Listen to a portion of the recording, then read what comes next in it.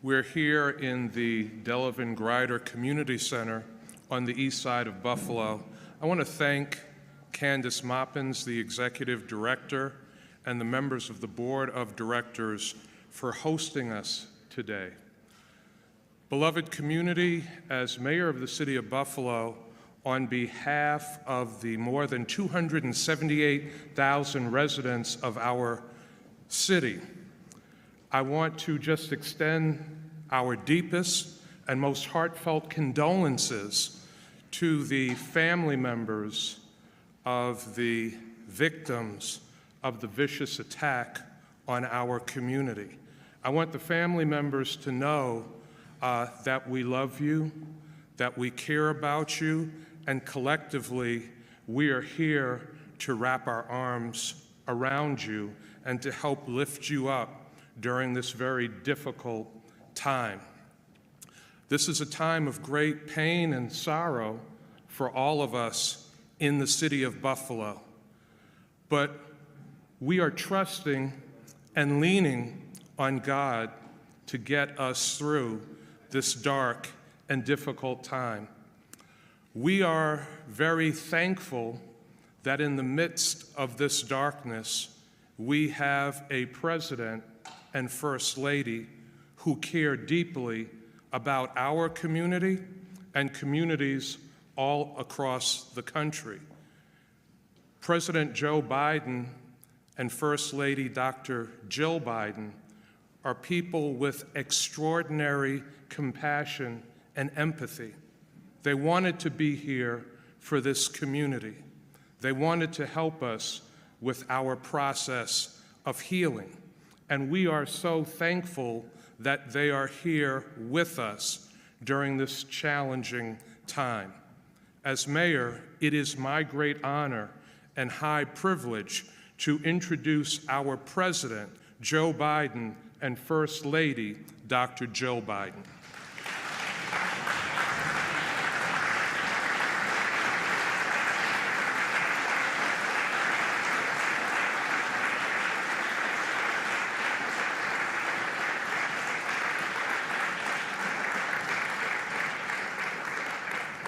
Before I begin, Jill would like to say a few words. I just wanted to say thank you to the families for opening up your hearts to us and for letting us be with you today. So God bless you, and thank you for allowing us to be with you. Yeah.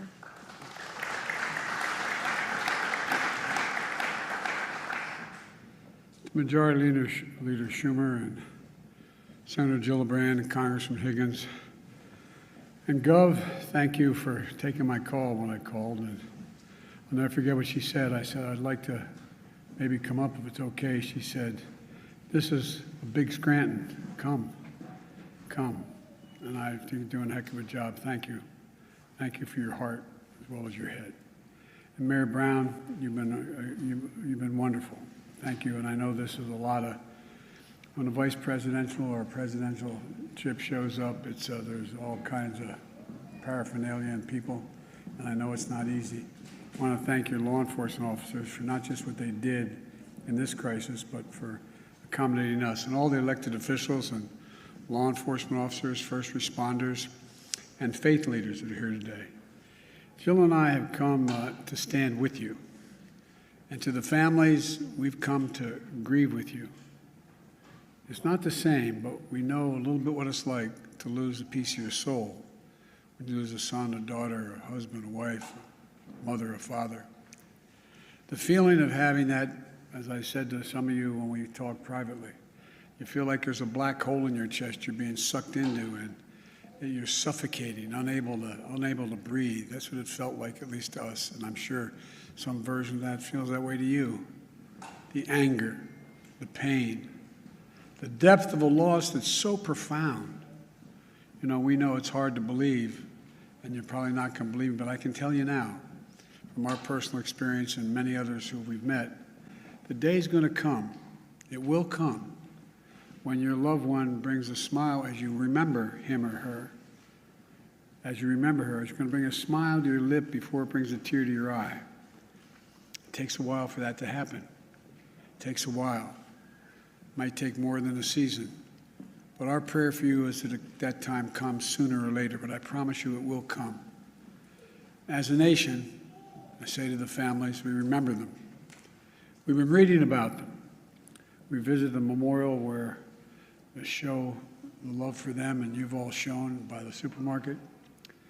And Celestine Cheney, 65 years old, brain cancer survivor, churchgoer, bingo player, went to buy strawberries to make her favorite shortcake. A loving mother and a grandmother.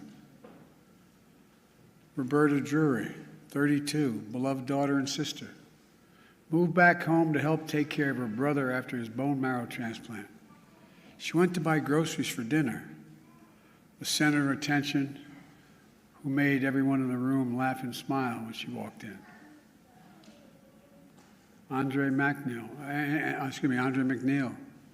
53, worked at a restaurant, went to buy his 3-year-old son a birthday cake.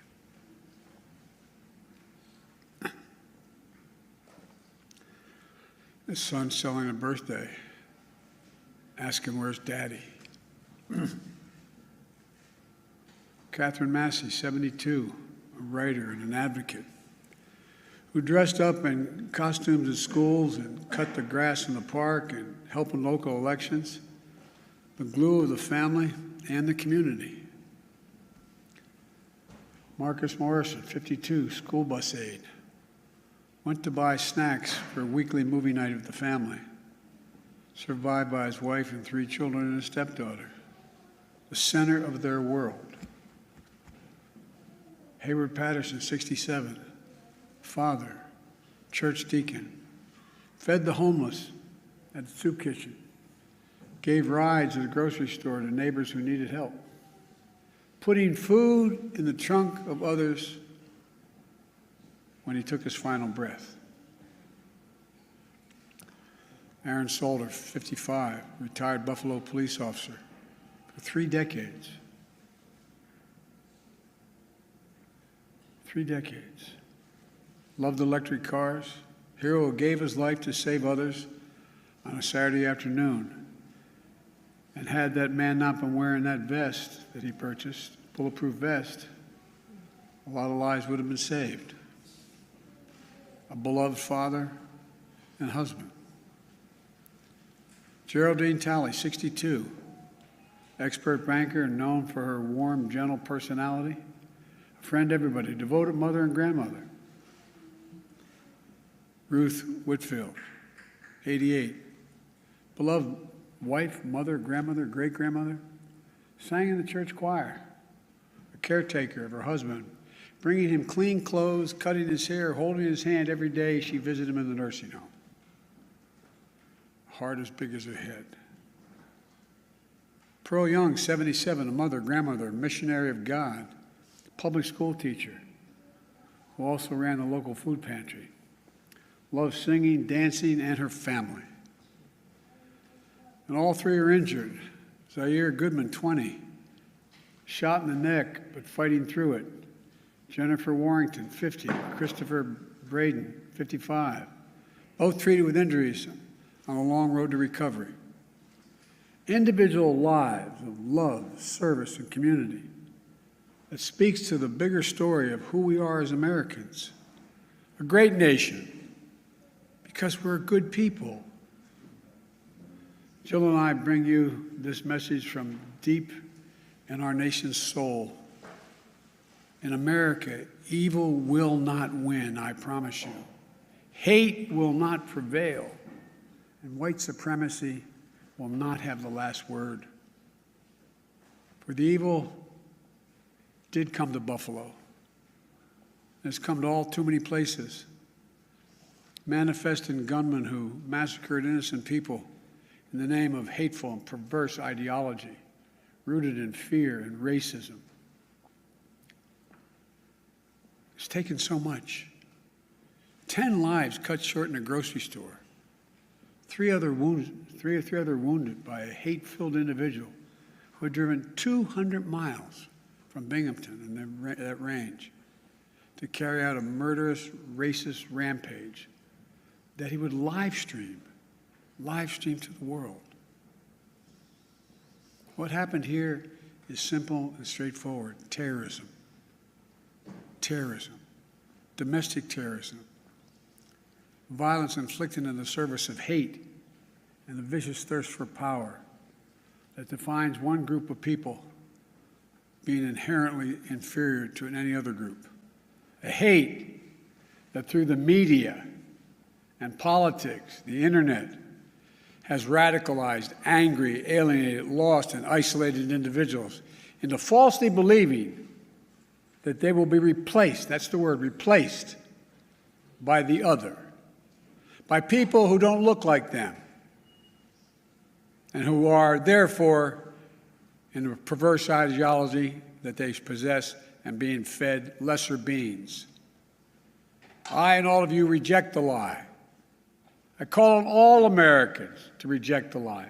And I condemn those who spread the lie for power, political gain, and for profit. That's what it is. We've now seen too many times the deadly and destructive violence this ideology unleashes. We heard the chants, "You will not replace us," in Charlottesville, Virginia. I wasn't going to run, as the senator knows, again for president.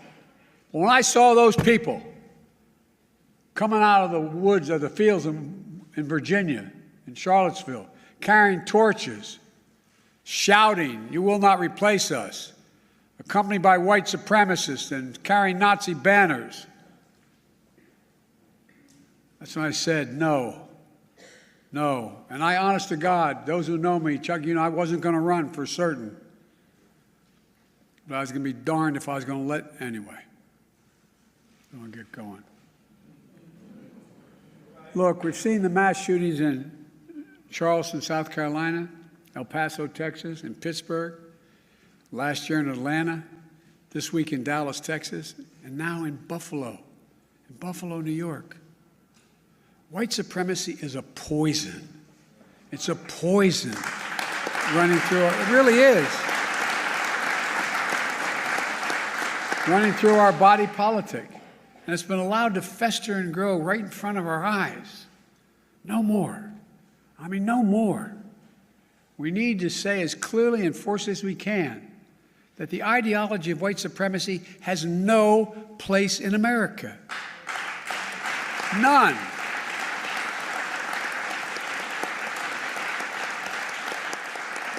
And look,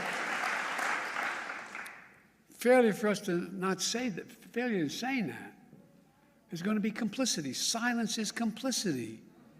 It's complicity. We cannot remain silent. Our nation's strength has always come from the idea. It's going to sound corny, but think about it. What's the idea of our nation? That we're all children of God.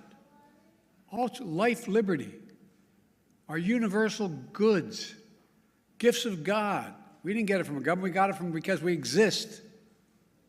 We're called upon to defend them.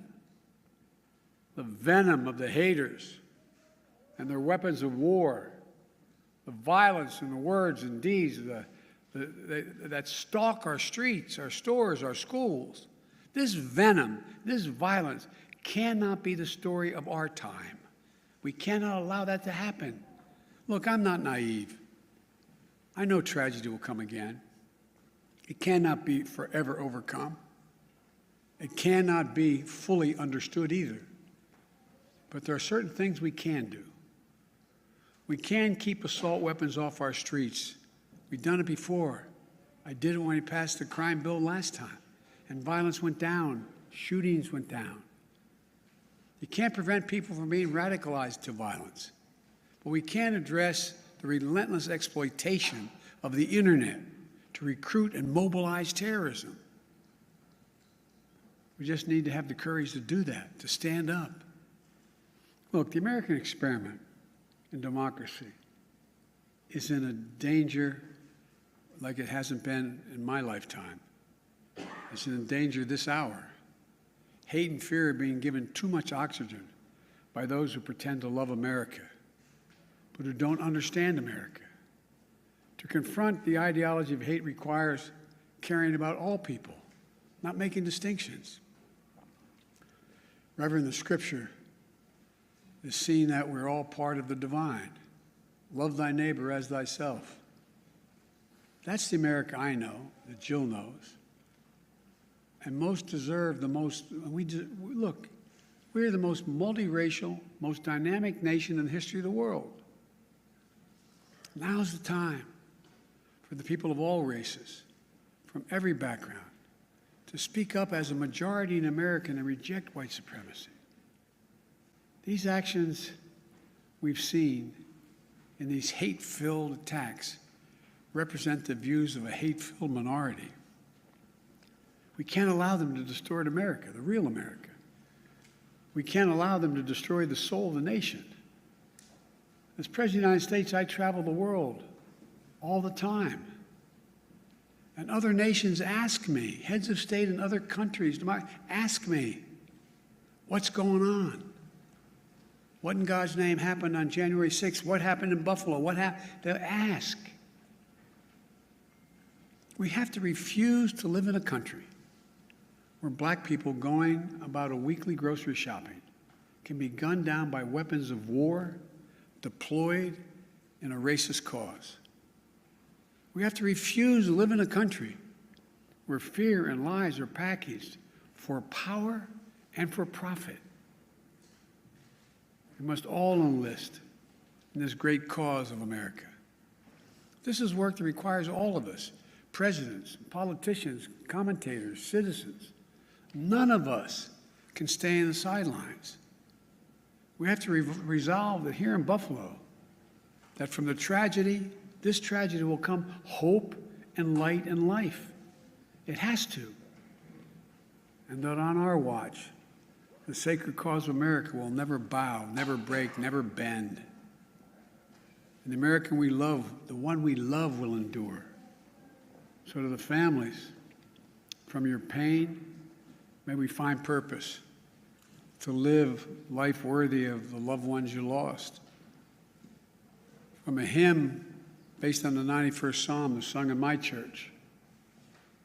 May he raise you up on eagle's wings and bear you on the breath of dawn, make you to shine like the sun, and hold you in the palm of his hand. That's my wish for us. We can do this if we resolve to do it, if we take on the haters and those who don't even care. It's just about profit and politics. May the soul of the fallen rest in peace and rise in glory. And may God guide the United States of America, now and always. To the families, as my grandpop used to say when I walked out of his home in Scranton, he'd say, "Joey, spread the faith." And my grandma would yell, "No, Joey." He'd say, "Keep the faith." And my grandma would say, "No, Joey, spread the faith." We're thinking of you. Hold on to each other tightly. Stick together. You'll get through this. And we'll make Buffalo and the United States a better place to live than it is today.